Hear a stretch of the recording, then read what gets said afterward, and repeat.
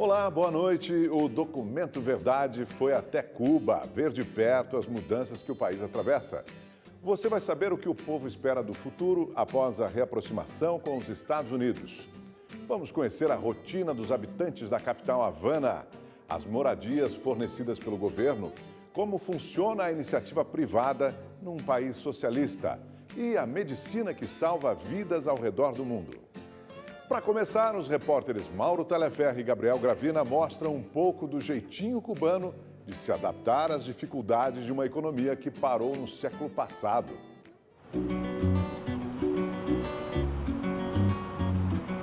Tudo o que você já ouviu falar sobre Cuba, provavelmente é verdade.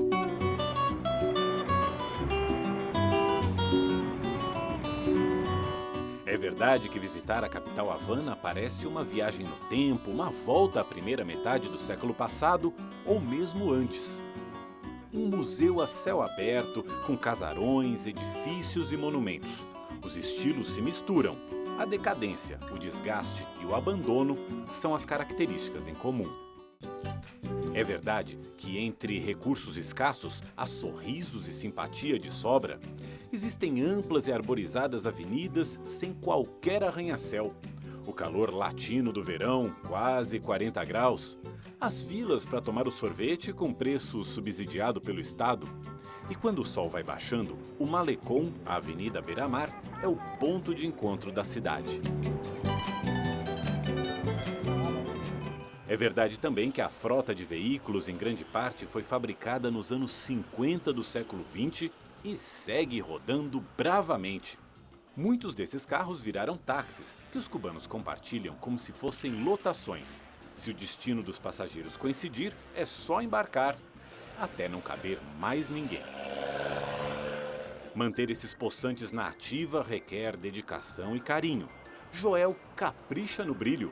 O Dodge 54 pertenceu ao avô e ao pai dele e agora transporta turistas. O dono garante que é tudo original, inclusive o motor. Sim, original completo. Tudo? Todo. Motor, caja, todo. Tudo original. Carro clássico aqui, que nos gusta muito tenerlo aqui.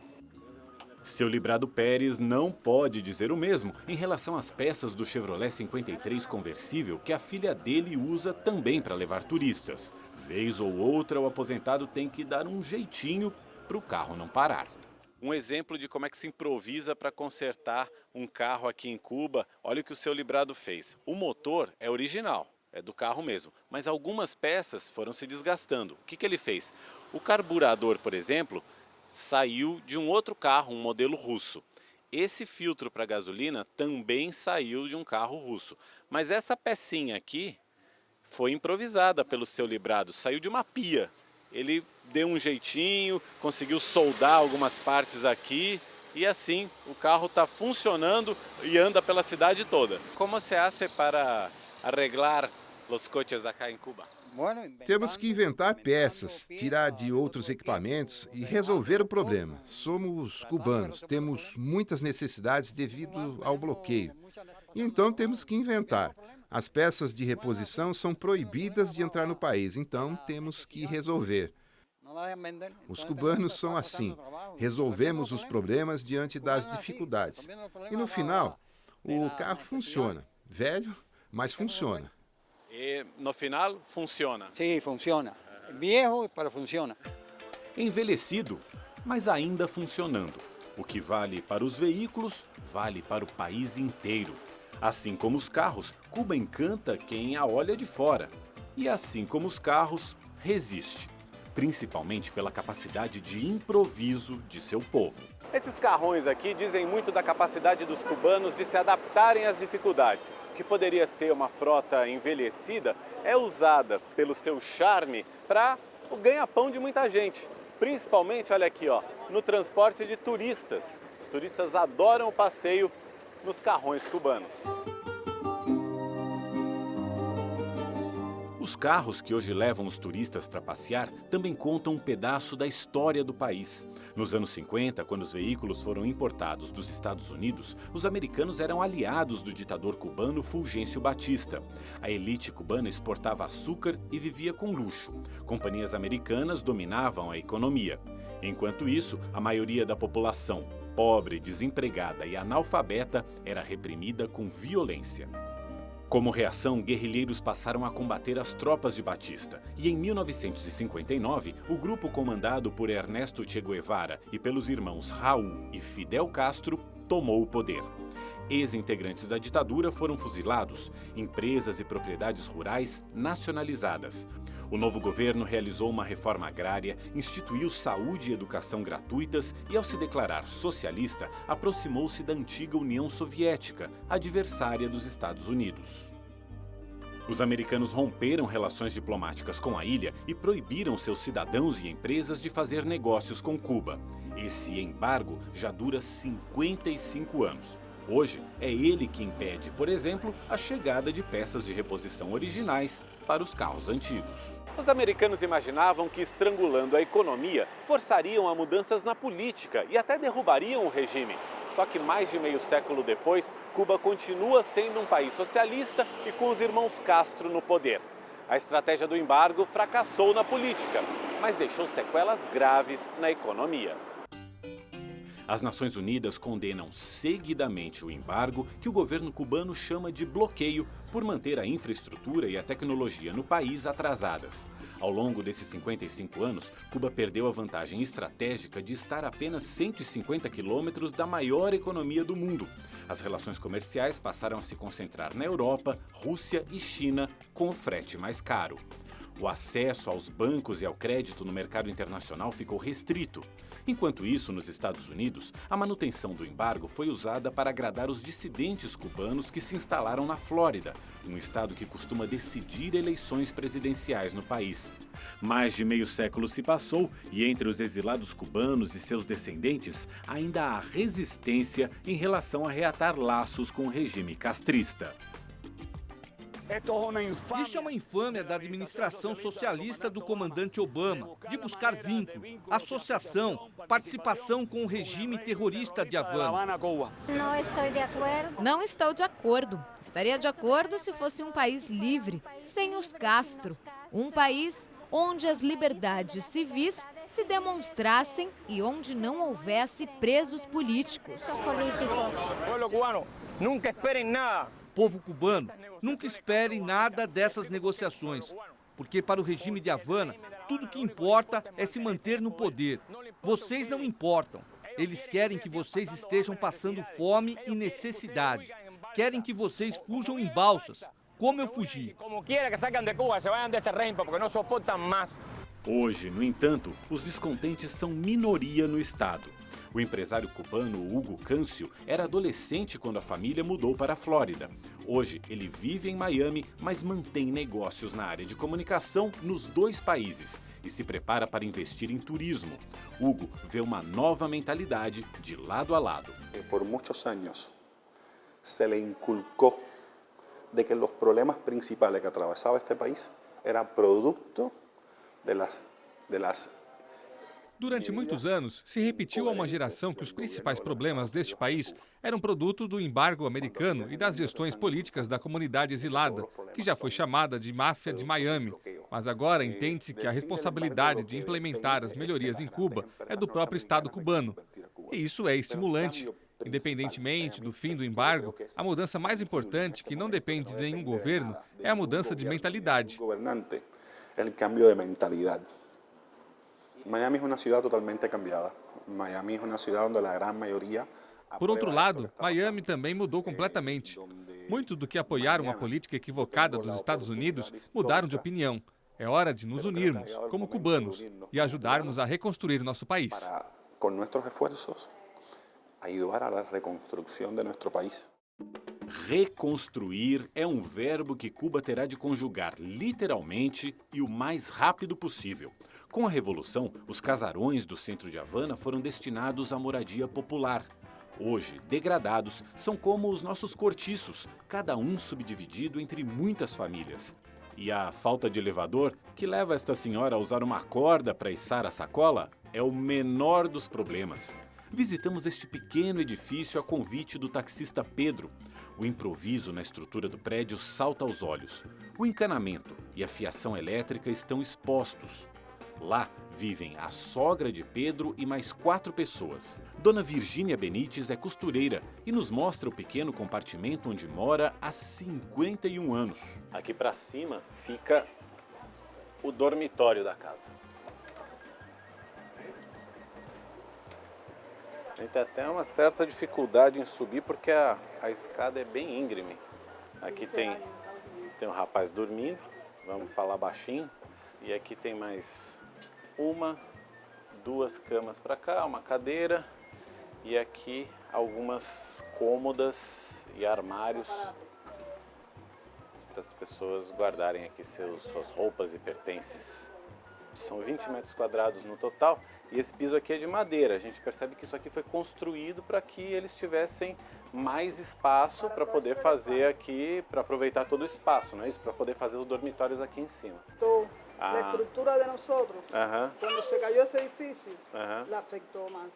Ela está contando Isso há 5 anos. Ela está contando que desde 85 eles esperam para que esse apartamento novo deles saia. Só que agora a situação ficou um pouco mais urgente porque há 5 anos esse edifício aqui ao lado caiu e afetou a estrutura do edifício que nós estamos agora. Então eles estão com mais pressa para que o apartamento novo deles saia. Tem rachaduras, tem infiltração de água também, de líquido. Sim, quando muito. A gente repara, de fato, a gente repara que o piso aqui cedeu um pouco. Ó, se eu aperto aqui, ele dá uma afundadinha ali também. Se está hundindo. Lo hemos preparado 2 vezes, mas cede outra vez. Já consertaram 2 vezes e cedeu de novo. Então a situação deles é bem urgente para que eles consigam trocar de casa rapidamente. Dona Virgínia vive como a maioria dos cubanos. O salário mensal médio no país equivale a $20, cerca de R$70. O Estado garante a saúde, a educação e a moradia, mesmo que em condições precárias. Ainda fornece alimentos a preços subsidiados. Em cadernetas como esta, cada trabalhador controla o que já adquiriu. Mas a variedade é pouca e a quantidade limitada. Raramente dá para um mês. As famílias precisam complementar as compras nos mercados normais, onde os preços estão subindo. A inflação tem sido estimada entre 5% e 6% ao ano. E se falta dinheiro, os cubanos vão buscar o alimento no mar. Em Havana, não é raro encontrar gente pescando no malecón. Alguns por passatempo, outros por necessidade. Quem é acá o melhor pescador? Aqui, mira aqui. Esses dois? Sí, esos son los mejores. ¿Son los mejores o son los que tienen más suerte? Más suerte. Mais suerte. Os peixes saem da água com uma cor acinzentada por causa do óleo que os navios derramam. Olha como é que fica a mão de óleo que tem na água, olha só. Isso só de pegar na linha, de ir puxando a linha. Olha como fica. Mas em Cuba nem tudo é precariedade na busca por alternativas para aumentar a renda e para fazer a economia crescer. Há uma janela aberta para mudanças e com vista para os Estados Unidos. Olha, assim como o povo cubano demonstra capacidade de improviso no dia a dia, o governo também teve de se adaptar para manter a economia do país viva. Aos poucos, o país permitiu a abertura de pequenos negócios. E assim surgiu a primeira geração de empreendedores da Ilha Socialista.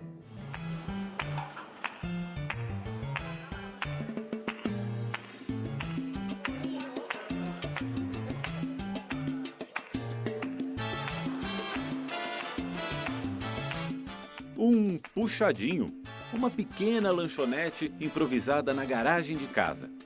Uns mais simples, outros mais equipados, é assim que muitos cubanos tentam ganhar um dinheirinho extra. O regime socialista controla a economia, mas as seguidas crises que o país atravessou forçaram o governo a flexibilizar essa política, especialmente nos últimos 5 anos. Em cada grupo de 10 trabalhadores cubanos, 7 são empregados do Estado. Aí não é difícil imaginar que uma máquina pública assim tão inchada acabe se tornando insustentável. Por isso, o governo vem autorizando a abertura de pequenos negócios particulares, de modo a, ao longo do tempo, substituir postos de trabalho estatais por empregos na iniciativa privada. Cuba tem 11 milhões de habitantes. Cerca de 5 milhões formam a força de trabalho. A taxa de desemprego no ano passado foi de 3,6%. 70% dos trabalhadores estão empregados no setor de serviços, que responde por 82% da geração de riquezas no país. A indústria e a agricultura são pouco desenvolvidas. Mais da metade das terras cultiváveis estão abandonadas. Cuba importa 82% do alimento que consome. E para complicar, o país enfrenta neste ano a pior seca desde 1901. A ilha tem poucos rios e depende das chuvas para encher as represas. Até o final de agosto, porém, os reservatórios armazenavam apenas 1/3 da capacidade. A Defesa Civil adotou medidas de emergência. Em Consolación del Sur, município de uma região agrícola no oeste da ilha, caminhões-pipa e tratores com tanques acoplados são usados para abastecer a população. Os moradores usam garrafas para buscar a água que não chega mais às residências. Esse homem faz até 3 viagens por dia. As torneiras da casa dele estão secas há 1 mês e meio. E não chega água? De modo geral, o panorama econômico gera poucas perspectivas, especialmente entre os mais jovens. Muitos, quando podem, emigram. Esses 3 irmãos, por exemplo, se queixam de que faltam perspectivas de trabalho no país. Um salário solo é muito complicado sobreviver neste país. Mas esse cenário também levou muita gente a abrir pequenos negócios, como restaurantes, táxis e pousadas. Essas pessoas não são funcionárias do governo, trabalham por conta própria. Por isso, são chamadas por aqui de cuentapropistas. Isabel Gonzalez é uma delas. Possui 2 restaurantes, ambos neste prédio. Emprega 24 funcionários e tem lucro. Mas arca com as dificuldades de fazer parte da primeira geração de empreendedores privados do pós-revolução em Cuba. La principal dificultad tiene que ver con el abastecimiento, ¿ya? Con la adquisición de la mercancía que compramos para poder ofertar el servicio. A principal dificuldade tem a ver com o abastecimento, por não contarmos com o mercado atacadista em Cuba. Temos que comprar no varejo e isso nos afeta nos preços, que seriam menores no atacado, e também na falta de mercadorias, pois fazemos compras nos mesmos lugares que o resto da população. Se vas a comprar por maior, devia ser um pouquinho mais baixo. São poucos os dias nestes 4 anos que conseguimos ter o cardápio completo. Isso me aborrece muito e aborrece o cliente também. A vezes o cliente se molesta por isso. A origem dos restaurantes particulares aqui em Cuba está nas pessoas que abriam suas próprias casas para servir refeições, às vezes até clandestinamente. Depois, quando o governo deu as permissões para os restaurantes funcionarem, as pessoas continuaram abrindo os restaurantes nas residências. Esse espaço aqui, por exemplo, era um apartamento que foi reformado e virou um restaurante. Aliás, os 2 restaurantes da Isabel ficam em antigos apartamentos. Só que ela tem vizinhos aqui no prédio. A gente está indo aqui para o corredor, onde estão alguns desses apartamentos. Por exemplo, aqui está um deles, o 1A, aqui também mora uma família. E o que a Isabel fez para não atrapalhar o pessoal, para não fazer barulho, não incomodar? Ela chamou todo mundo para trabalhar com ela no restaurante. Assim, os vizinhos ficam felizes, ela consegue fazer os restaurantes funcionarem e todos acabam bem. São causos da nova economia privada aqui em Cuba. Empreendedores como Isabel respondem hoje por 500 mil empregos no país. O Estado se beneficia com a arrecadação de impostos e o trabalhador com os salários. Por lei, o setor privado tem que remunerar melhor do que o público. Chega-se a pagar o triplo. A exigência também é maior. No setor privado se exige. Sí, se exige que todo esté bem, sim. No setor privado, se exige que tudo esteja bem, desde a limpeza, o uniforme, a apresentação, até a qualidade da comida e o serviço de primeira que se oferece ao cliente. Todos os parâmetros que exige a casa, até a qualidade da comida que confecciona. Nesse outro edifício, num bairro mais afastado do centro de Havana, nós visitamos mais uma microempresária, Dona Emília Tereza, que acena lá do alto. Ela aluga o apartamento para turistas. Vamos então conhecer um pouquinho do apartamento. O edifício é mais antigo, não tem elevador, mas são só 3 lances, dá para aguentar firme. Buenos dias. Buenos dias. Essa é a dona Emília Tereza, a proprietária do apartamento, que vai nos mostrar um pouquinho como é que é a casa. Podemos? Ok. Podemos conhecer? Todo. Esta é uma sala, sim, uma sala de estar. Sala, un sofá-cama grande donde puede dormir también un matrimonio, los niños. Pues acá tengo mi cocina con gas de la calle, con horno, mucha ventilación. Pequeno. Un frío aqui. Geladeira lá no fundo. Sempre água. É o quarto. Temos um quarto azul aqui, todo decorado de azul. Todo. Com uma cama de casal, ar-condicionado, o que no calor aqui de Havana é fundamental. Sempre muita água. Banheiro com água quente. Quantas pessoas no total? Vamos fechar aqui para não gastar água. O brasileiro agora tem neura com gasto de água. Quantas pessoas se podem acomodar aqui? Puede ser un matrimonio y 2 personas más en la sala, por cogiendo exemplo, el aire natural. Por exemplo, um casal com 2 filhos conseguem se acomodar aqui. Ali tem uma varandinha. Quem está sentado ali na varanda é o Tony, que é o filho da Dona Tereza e que ajuda a Dona Tereza a cuidar aqui do apartamento. A gente está num bairro um pouquinho afastado do centro de Havana, é uma região bem residencial e muito tranquila também. E muita tranquilidade. Dona Emília Tereza aluga esse imóvel há 20 anos para estrangeiros, mas apenas há 4 está legalizada, com placa na porta e livro de registro. O filho dela, Antônio, mostra o documento que identifica os trabalhadores do setor privado. Essa aqui então é a carteirinha que mostra que ele está registrado pelo governo cubano, que ele tem autorização para exercer o trabalho por conta própria. O imóvel não é exatamente um 5 estrelas, mas a diária sai por 1/5 do que se paga nos melhores hotéis. Além disso, a simpatia não custa nada. Brasileños, vengan a mi apartamento, que la van a pasar muy bien con esta cubana. Com seus negócios privados, Emília Tereza e Isabel conquistaram um padrão de vida superior ao da maioria dos cubanos.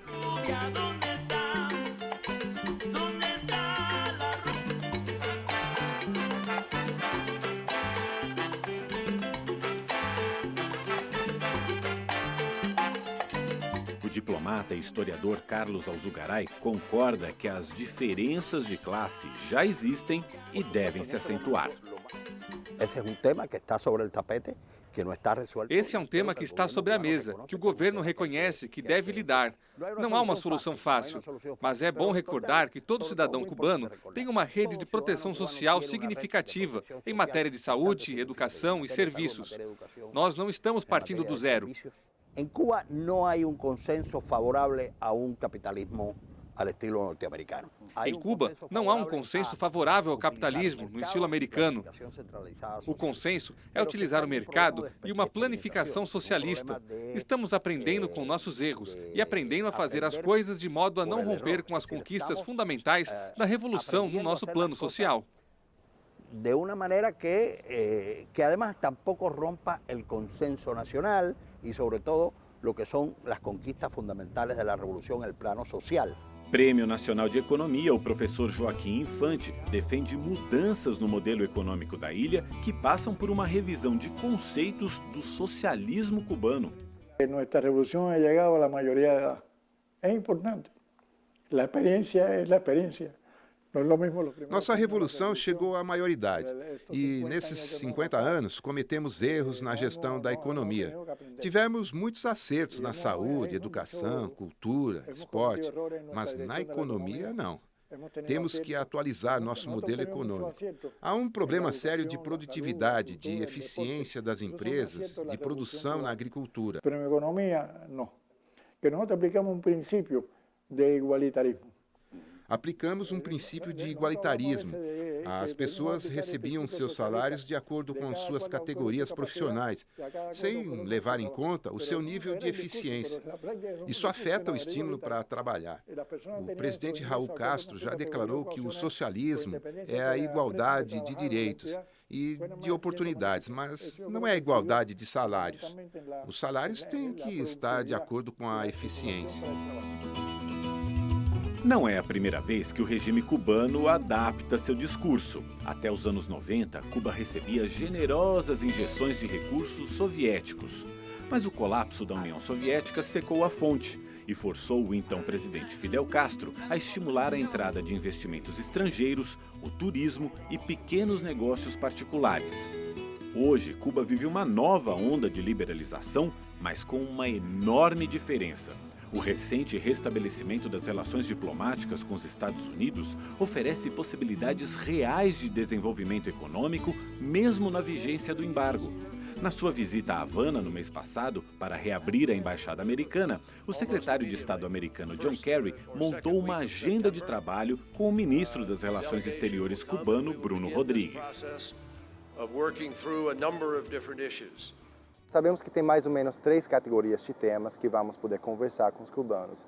O mais fácil para fazer progresso, achamos, vão ser temas como segurança marítima e meio ambiente, câmbio climático, mudanças climáticas. Agora temos outros temas mais difíceis nessa segunda categoria, que seriam temas como a aviação e a telecomunicação.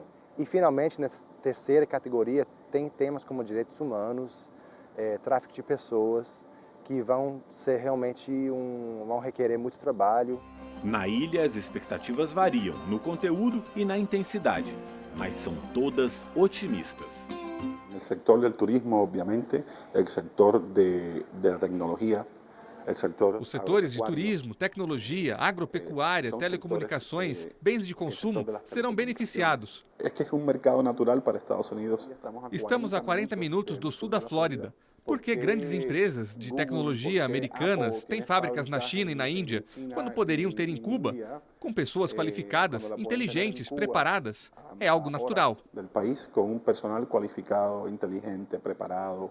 É natural. Já que se han sentado a conversar, a dialogar. Já que se sentaram para conversar, espero que melhore muito a tecnologia e informática, para que todos os cubanos que estão aqui tenham comunicação com os parentes que estão fora do país. Que possam ter melhor comunicação com os que estão allá, com os que estão fora deste país. A alimentação, sobretudo. Povo que está bloqueado. A alimentação, sobretudo, pode melhorar. Um povo que está bloqueado não tem alimentação. A maioria do povo não tem comida, especialmente a classe mais baixa, que é a mais afetada. A classe baixa e a classe mais afetada. Com os Estados Unidos, Cuba poderá obter investimentos e tecnologia. Obama aprovou, por exemplo, licenças para materiais de telecomunicações, no momento em que Cuba está abrindo sua internet. Internet. Demorou, mas chegou. E você vai ver o que os cubanos precisam fazer para se conectar à rede.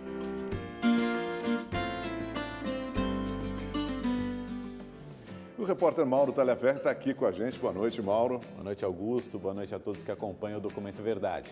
Olha, Mauro, então, a internet está chegando só agora em Cuba, né? Como é que foi a sua experiência enquanto você esteve por lá para se conectar? Conta pra gente. Augusto, imagina você ficar 8 dias sem conexão de internet. Não dá, né? Você imagina hoje, né? Pra gente que está acostumado ali no dia a dia, é maluco isso. Porque o que acontece é o seguinte, na rua, enquanto a gente está produzindo a reportagem, se eu estou aqui no Brasil, eu vou usar a internet que está no meu celular. E lá não existe a internet 4G, 3G, isso lá não existe.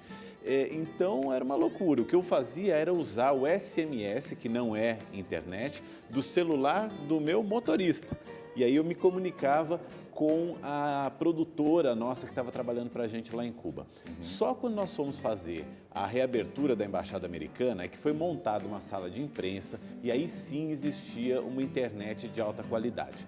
Fora isso, eu tinha internet de manhã cedinho, logo que eu acordava, e tarde da noite, quando eu ia dormir, no hotel, porque aí o hotel tem serviço de internet Wi-Fi por internet sem fio. Quer dizer, com os americanos então chegou a tecnologia, né, Mauro? Com os americanos eles deram uma caprichada. E era boa, viu? Era boa a internet. Esse serviço ali da sala de imprensa era muito boa. A gente transmitiu arquivos grandes de imagens que a gente mandou aqui para o Rede TV News. A gente transmitiu assim numa velocidade muito boa mesmo. Melhor do que em muito país da Europa onde eu já tive. Quer dizer, na rede local então tem essa diferença para os turistas e para os locais, né? Existe, mas essa diferença ela já foi maior. Ainda existe esse acesso mais facilitado nos hotéis, que era o que acontecia até agora. Mas agora a internet começou devagarinho a chegar a toda a população, como você acompanha a partir de agora.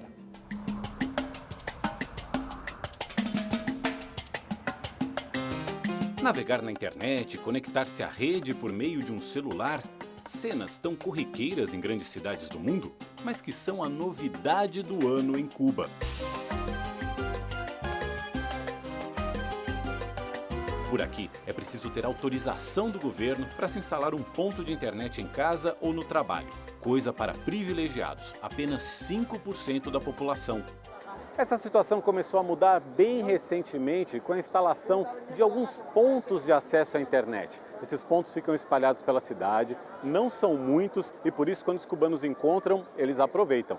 Essa praça aqui, por exemplo, é um deles. A maioria desse pessoal aqui está conectada e é assim, do jeito cubano, meio na base do improviso mesmo, no meio da rua, que agora Cuba conversa com o mundo. E se a internet não vai até o computador vai até a internet. Elaine é estudante de física nuclear e leva o laptop para o meio da rua se precisa fazer pesquisas para a faculdade. Venho quase todos os dias. Nós, cubanos, nos acomodamos, sentamos no chão, um banco, qualquer lugar. Para acessar a internet, os cubanos compram cartões como este, que dão direito a 1 hora de navegação e custam o equivalente a $2, em torno de R$7.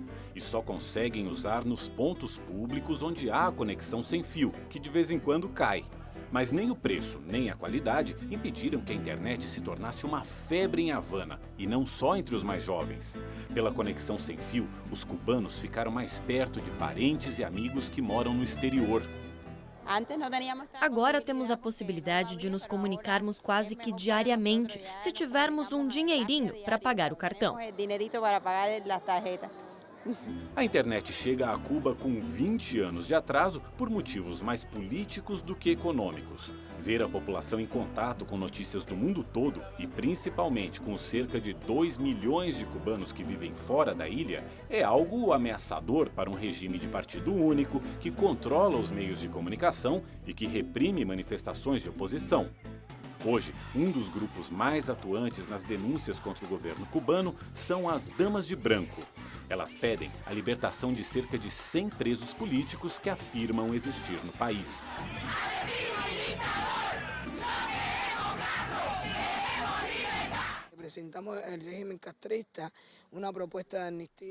Apresentamos ao regime castrista uma proposta de anistia a todos os presos políticos, que cesse a violência e que haja liberdade a todo o povo cubano.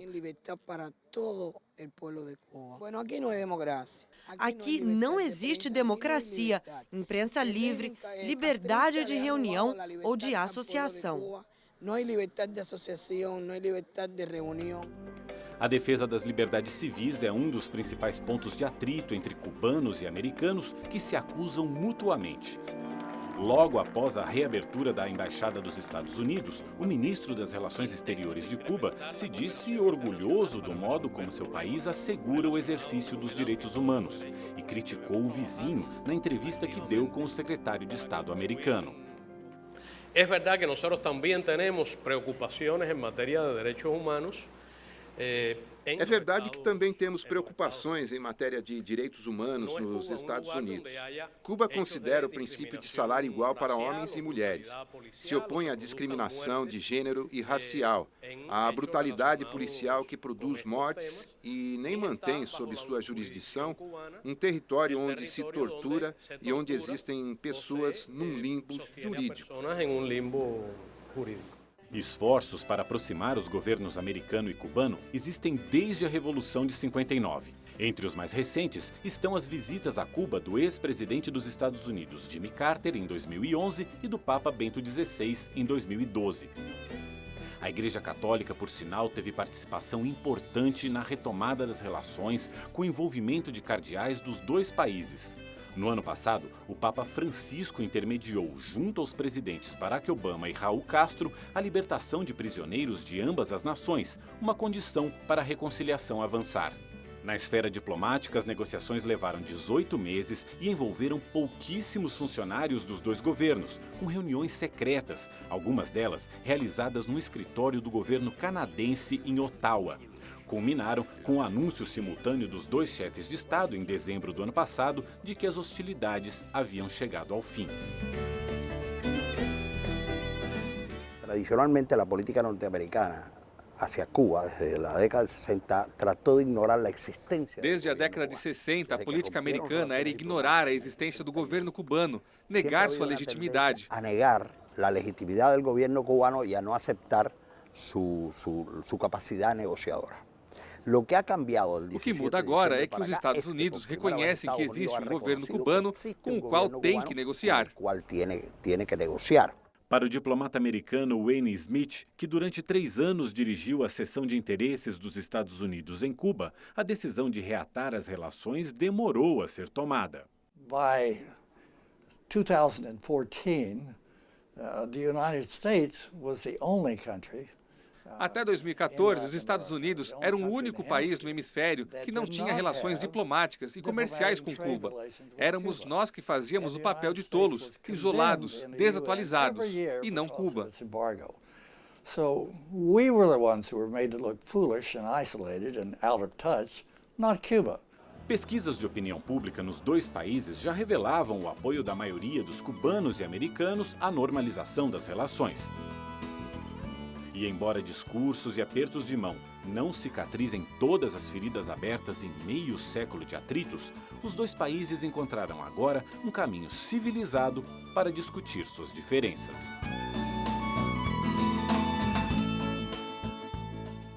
E Cuba esteve no noticiário do mundo todo nesta semana com a visita do Papa. O Papa Francisco, que é bastante popular na ilha, foi recebido com muita festa.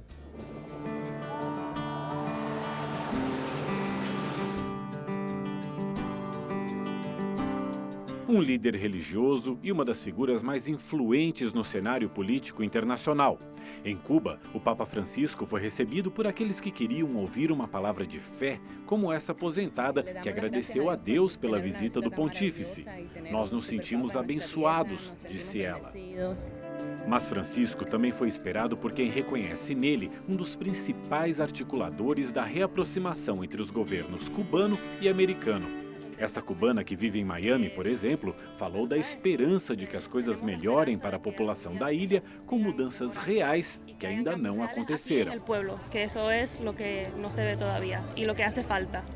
Pois Francisco não decepcionou ninguém. Logo ao desembarcar em Havana e ser recebido pelo presidente Raul Castro, o líder católico já mencionou a diplomacia entre Cuba e Estados Unidos. Há alguns meses temos assistido a um evento que nos enche de esperança, o processo de normalização das relações entre dois povos depois de anos de estranhamento. É um processo, é um sinal da vitória da cultura do encontro e do diálogo, discursou o Papa.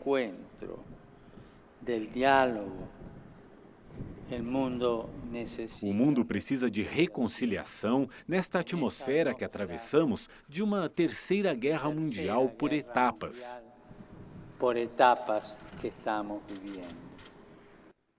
O presidente cubano agradeceu a Francisco pelo apoio dado ao diálogo com os americanos. É o primeiro passo para normalizar os laços entre dois países que têm problemas a resolver e injustiças a reparar. O embargo que provoca danos às famílias cubanas é cruel, imoral e ilegal. Ele precisa acabar. O território de Guantánamo, usurpado dos cubanos, precisa ser devolvido, disse o governante.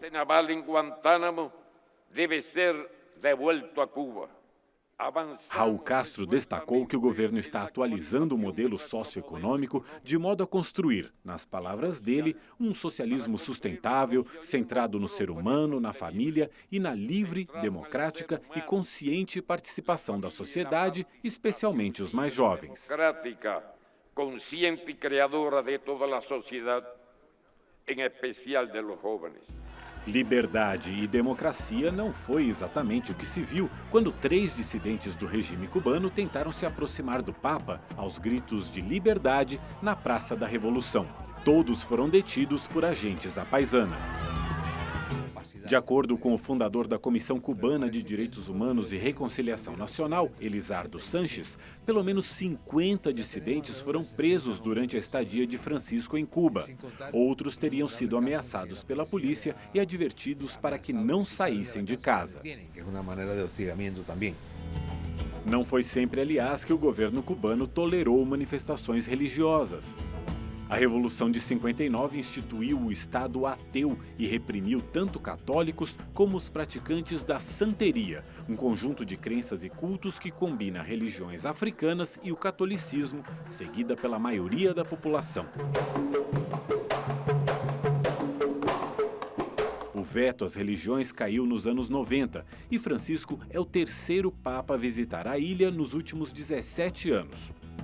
Ainda na parte política da viagem, o líder da Igreja Católica foi à casa do ex-presidente Fidel Castro. No encontro, que não estava na agenda, Francisco deu a Fidel livros sobre teologia e um CD. E ganhou um exemplar do livro Fidel e a Religião, escrito pelo brasileiro Frei Beto. Segundo a imprensa cubana, os dois conversaram sobre o compromisso com os pobres e a preservação da paz mundial. Mas o Papa também deixou mensagens pastorais às dezenas de milhares de cubanos que assistiram às missas celebradas por ele. Em Havana, com o altar posicionado diante da imagem do argentino Ernesto Che Guevara, compatriota de Francisco, o pontífice condenou a sedução do individualismo e pediu que os cristãos sirvam e protejam os mais vulneráveis. Amar ao próximo significa colocar nossos irmãos e irmãs no centro de tudo. Servir não é uma atitude ideológica. Não servimos ideias, servimos pessoas. Já que não se sirve a ideias, sino que se sirve a pessoas. Em Holguín, 3ª maior cidade do país, o Papa afirmou que reconhece os sacrifícios e esforços da Igreja em Cuba, onde apenas 10% da população se declaram católicos, metade dos padres é estrangeira, faltam templos e os trabalhos sociais dependem de recursos enviados do exterior. Habitantes de Guantánamo, presentes na missa, pediram a intervenção de Francisco para que os Estados Unidos devolvam a base naval da região. Do alto da colina Loma de la Cruz, o líder católico abençoou a cidade e a população de Holguín. Sobre toda esta cidade. Um coro infantil saudou o Papa e ele elogiou a atuação das crianças. Meus parabéns, vocês cantam muito bem. E não se esqueçam de orar por mim. Não se olvidem de rezar por mim. Com balões coloridos no céu, a cidade se despediu de Francisco. Em Santiago de Cuba, o Papa cumpriu a última etapa da visita de 4 dias. No santuário de Nossa Senhora da Caridade do Cobre, padroeira do país, Francisco depositou flores junto à imagem da Virgem. Depois, pediu pela reconciliação do povo cubano disperso pelo mundo todo. Palavras que ganham significado especial ditas horas antes de o Papa viajar para os Estados Unidos. Lá estão 2 milhões de cubanos, muitos deles dissidentes. E o que pensam os cubanos que vivem por aqui? O Documento Verdade reuniu 3 gerações de imigrantes em São Paulo para contar como eles se adaptaram ao Brasil e o que esperam do futuro da ilha. E tudo ao som de clássicos da música cubana.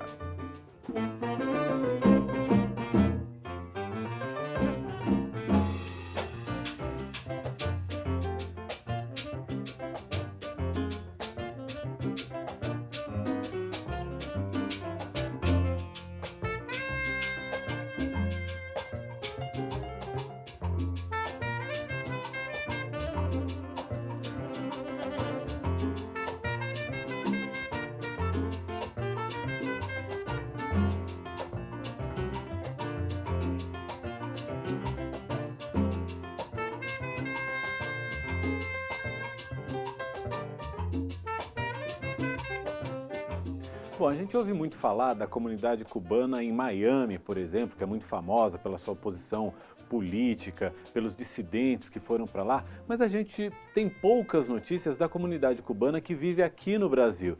E aí a gente resolveu juntar esse pessoal aqui para a gente conversar um pouquinho sobre como é que vivem os cubanos.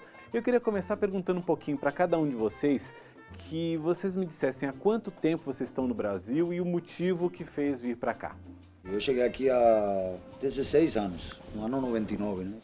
Eu vim para cá num momento em que Cuba estava um pouco conturbada, essa história das pessoas virem do interior um pouco, e a Havana estava um pouco bem saturada. Assim, eu tinha oportunidade, primeira vez de viajar, então foi um horizonte novo que fez já mudar um pouco esse, né, o leque que os músicos têm de querer tocar. Eu cheguei em 1992, a trabalho também, que nem o Luiz, e foi uma possibilidade que eu vi de poder ajudar a minha família. Foi uma época difícil, em 1990, porque Foi o fim da União Soviética. Exatamente, aí repercutiu, não? Repercutiu em Cuba isso muito, porque aí começou a escassear tudo, não? A gente comia um pãozinho por dia. Cuba é uma ilha. Então, essa ilha, a gente fica muito fechado ali. Eu fiquei até os 24 anos sem viajar. Eu já tinha uma irmã que morava aqui, veio fazer mestrado. E a gente sabia, veio para ficar mesmo. Você veio com uma autorização para vir, mas provavelmente com um prazo para voltar. Sim, com certeza, um visto de 11 meses, e aí depois desses 11 meses você vira dissidente. Você não, na época, hoje já é liberado, tudo bem, pode voltar e tal. Na época você ficava sem permisso para voltar em Cuba. Dissidente mesmo, considera. Você ficou quanto tempo sem permissão para voltar? Uns 10 anos, porque acho que faz uns 5 anos que já esse permisso, eu acho, né? Uns 5 anos, né? Uma espécie de então uma anistia, foram uns né? 10 anos. Mas eu nunca mais voltei mesmo. Não foi mais? Não. Ainda não. O ano que vem eu vou por causa dele. Que fica curioso, pergunta, quer conhecer. Eu cheguei uns meses depois de Pepe, novembro de 92. Morei no Rio um tempo, Rio de Janeiro é Havana mesmo. O carioca é um habaneiro. Eu não pensei ficar aqui. Eu pensei estar aqui só de passada e ir para os Estados Unidos, que tenho meus irmãos lá, não? Mas fui pegando aquele jeitinho brasileiro, aquelas coisas, jogo cintura para cá e para lá.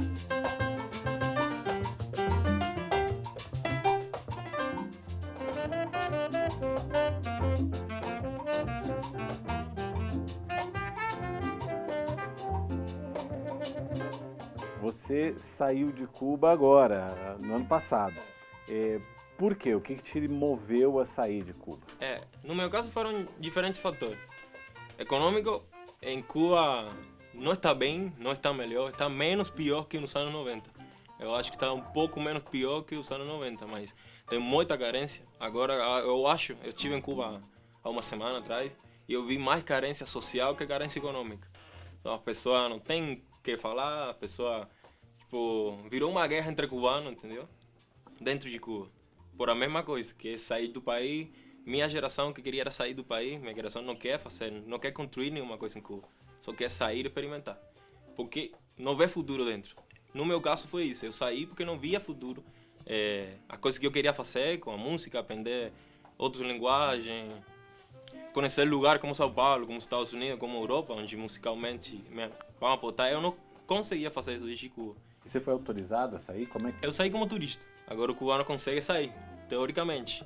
Na prática, você vê isso muito difícil, porque ninguém ganha um salário de $1.000 para pagar uma passagem por Copa Ellen. É impossível. Como é que foi? Em papel. Como é que você fez? Eu era músico, esportista.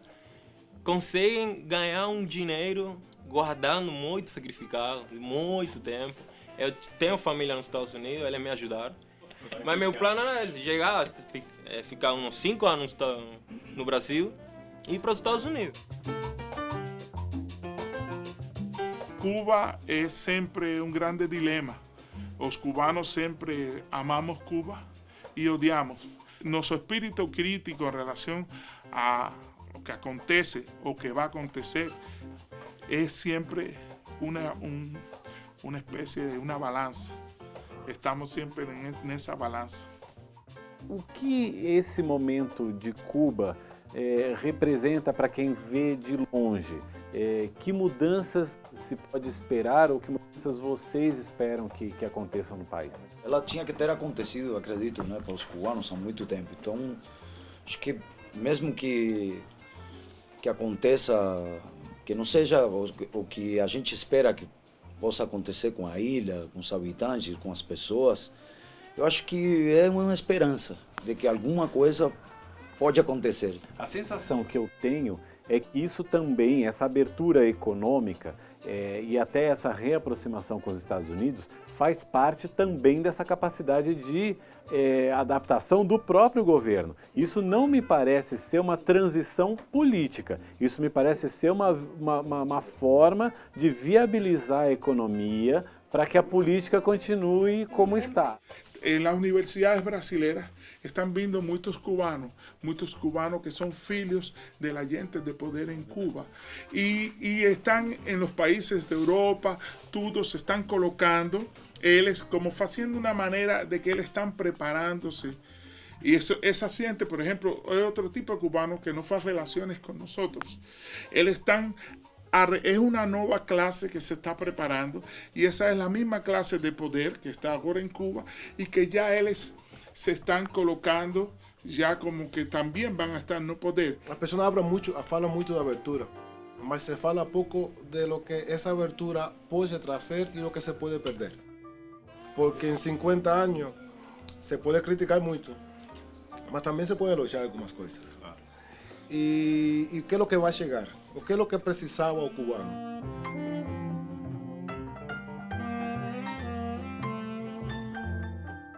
Eu acho que ela vai sobreviver a tudo isso, vai ser uma ilha que vai continuar aí, vai ter coisas maravilhosas. Se eu definiria o que é o cubano, o que é Cuba, eu definiria uma palavra, não? Sonho. Todos têm um sonho, não? Em Cuba, não?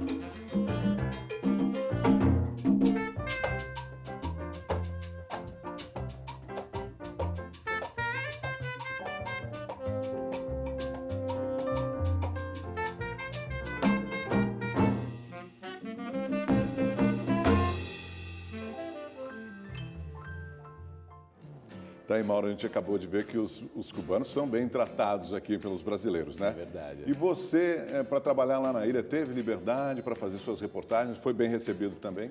Augusto, a gente foi muito bem recebido, com todas as pessoas assim que nós tivemos contato, sejam os entrevistados, as pessoas na rua que nós procuramos para entrevistar, todo mundo tratou a gente muito bem, eles gostam muito dos brasileiros. Eles acompanham as nossas novelas, eles conhecem a nossa música, então legal. Isso facilitou muito.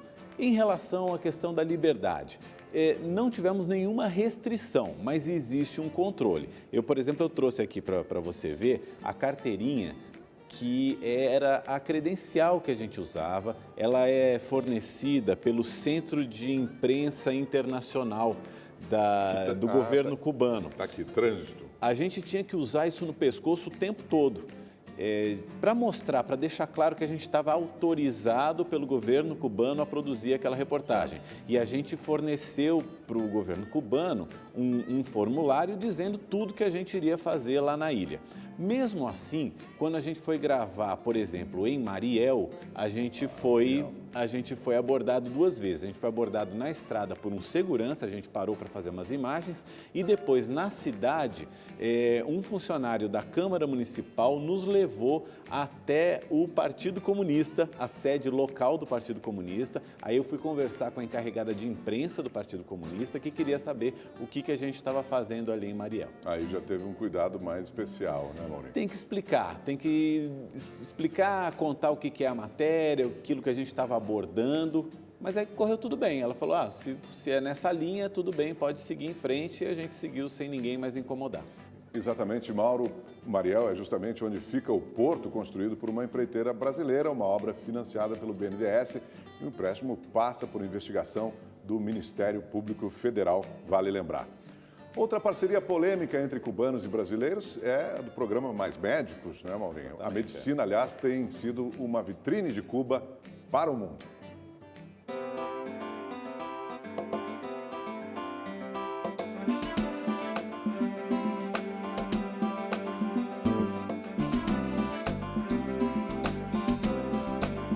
A arte, o esporte e a ciência foram os passaportes dos cubanos para rodarem o mundo após a Revolução. Como só se viajava ao exterior com autorização, o governo permitia a saída de quem faria boa propaganda do país e acertou particularmente na medicina. Cuba instituiu uma espécie de diplomacia médica. Em 1960, médicos cubanos já davam assistência a vítimas de um terremoto no Chile. Nas décadas de 70 e 80, atenderam países envolvidos em guerras como África do Sul, Argélia, Zaire, Congo e Gana. Atuaram no socorro às vítimas do tsunami no Sudeste Asiático em 2004, no terremoto do Paquistão em 2005 e do terremoto no Haiti em 2010. Também atuam conjuntamente com instituições locais no combate à dengue, no Brasil, Argentina, Peru, Bolívia, Venezuela e Nicarágua. E a malária em Angola, Gâmbia, Etiópia, Gana e Moçambique. Cuba também é o país que mantém o maior número de profissionais da saúde no combate à epidemia de ebola na Libéria, Guiné e Serra Leoa. A ilha também recebe pacientes, como os quase 20 mil ucranianos que chegaram a Cuba na década de 90, pouco depois do desastre nuclear de Chernobyl. Perto de Havana, o Hospital Tarará tratou nos últimos 20 anos desde problemas como queda de cabelo até casos graves de câncer. Já o Instituto de Medicina Tropical Pedro Cury, o IPK, é referência na pesquisa e tratamento para doenças como cólera, mal de Chagas, dengue, esquistossomose, sífilis, malária, AIDS, meningite, poliomielite, hepatite B e pneumonia. Profissionais de outros países também vão ao IPK para aprender, como estes estudantes de 40 nacionalidades que participaram de um curso sobre dengue. Atualmente, mais de 50 mil médicos cubanos trabalham em 66 países.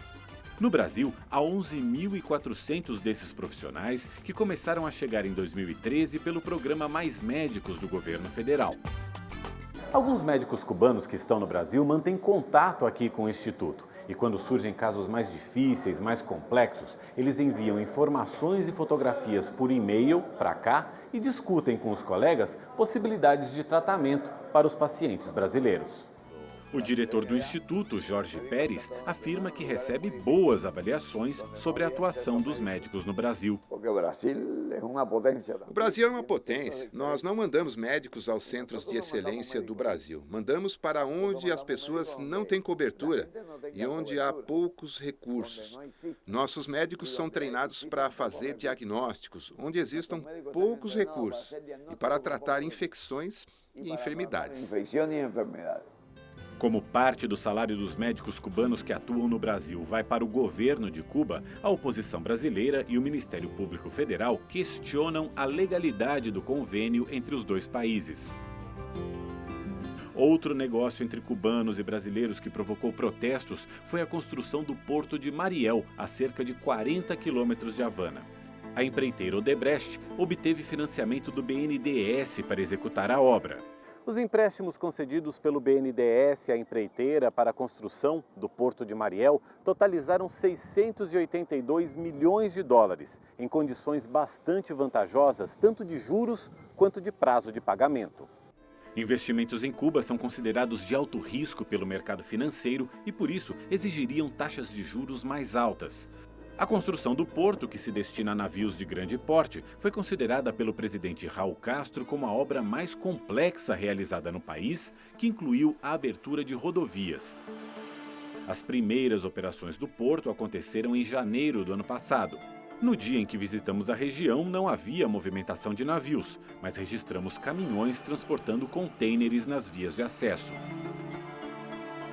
O porto foi projetado para atender a demanda de negócios que um eventual fim do embargo americano possa gerar, tanto que a região onde ele se localiza ganhou o status de Zona Especial de Desenvolvimento.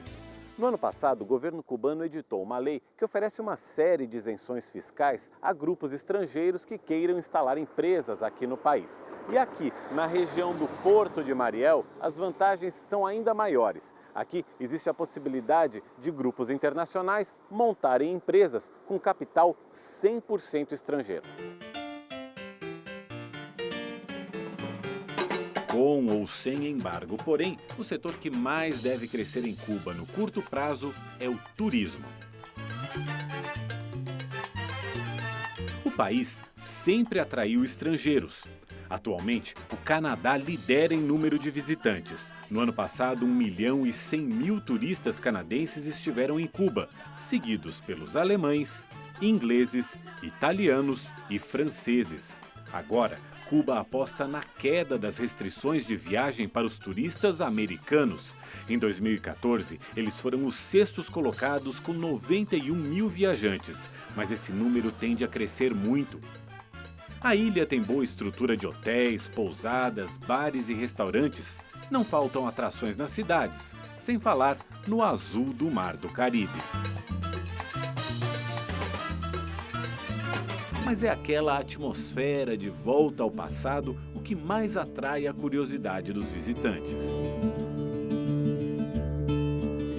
Cuba recebe por ano cerca de 3 milhões de turistas. E logo depois da notícia da retomada das relações com os Estados Unidos, esse fluxo já aumentou em 15% e pode até dobrar nos próximos anos. Mas a pergunta que fica é: que país esses turistas vão encontrar daqui para frente?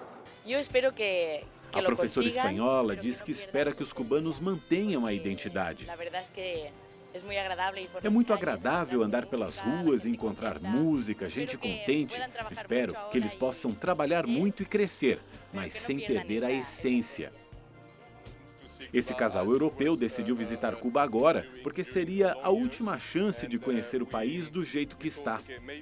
Acho que em 2 anos poderá haver cafeterias e turistas americanos como se fosse o Havaí, ele diz. E completa. Por um lado, é uma oportunidade para melhorar a vida das pessoas. Por outro lado, é um risco. Eu acho que eles têm que manter a essência realmente do povo cubano, que é essa cordialidade, apesar de todas as dificuldades. A Cuba que eu quero ver e a Cuba que eu creio que a maioria dos cubanos querem ver. A Cuba que eu quero ver é que a maioria dos cubanos quer. É uma Cuba socialista, que mantenha todos os programas sociais, que se aperfeiçoa e se importa com os interesses de seu povo. De seu pueblo, de sua gente, por encima de todo. Não é uma Cuba capitalista. Não é uma Cuba capitalista. Não espero ver 200 lanchonetes americanas espalhadas pela ilha. Tomara que isso não aconteça. Manter educação e serviços médicos gratuitos, os investimentos na cultura. A identidade do povo cubano não está à venda. A identidade de nós, os cubanos, nossa identidade nacional não está à venda. Não há consenso sobre a profundidade das transformações políticas, econômicas e sociais pelas quais Cuba passará. É certo que elas já começaram e seguirão por muito tempo. Hoje, a cada pôr do sol, Cuba já está um pouquinho diferente do que era ao amanhecer.